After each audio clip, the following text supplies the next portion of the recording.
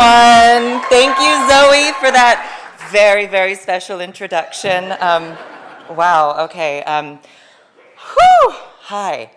This is happening.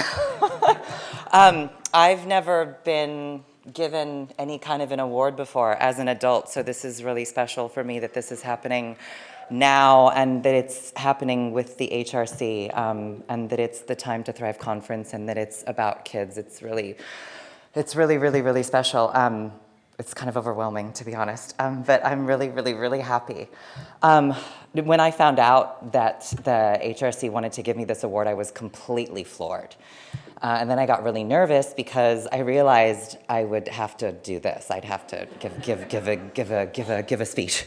Because you see, being an actress, the only time that I'm saying words out loud in front of people is when they've been written by someone else.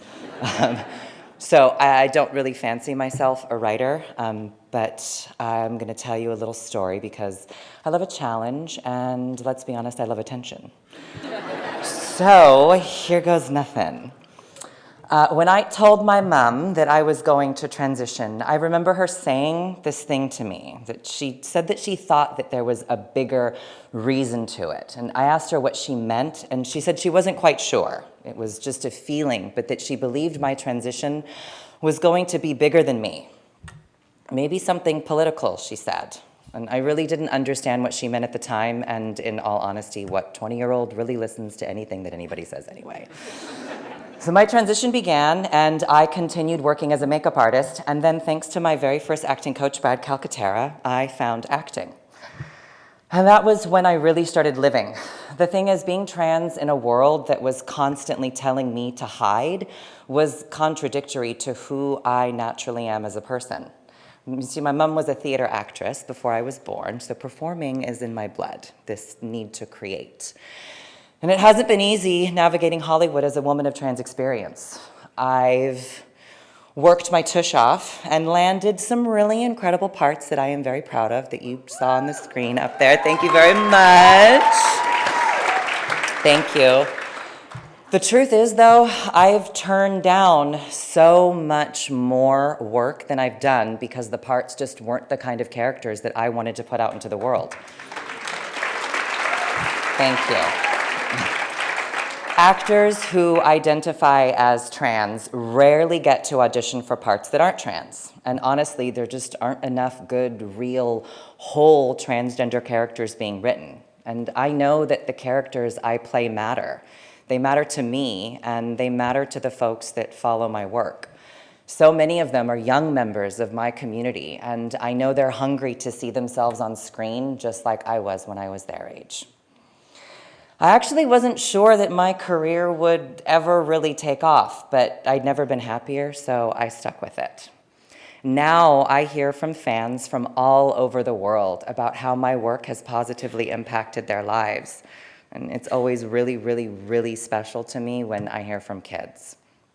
I've spent 3 summers volunteering at Camp Aranutic, which is this incredible camp. Yes, give it up for Camp Aranutic if you know what it is.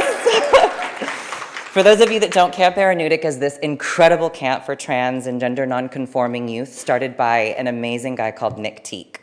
Working with those kids, playing games, doing chores, talking, singing, laughing. It's shifted my world in a way that nothing else ever has. I've always volunteered. It's something that my mother always did as well, and she taught my sister and I the value of giving one's time.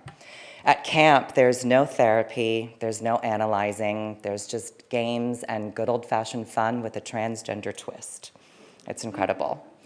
It's amazing to hear those kids talk about their goals and their dreams because it's moments like that that remind me just how important representation is. Thank you. So, look, I may not be the woman on the steps of City Hall holding a sign, but my actions are just as important.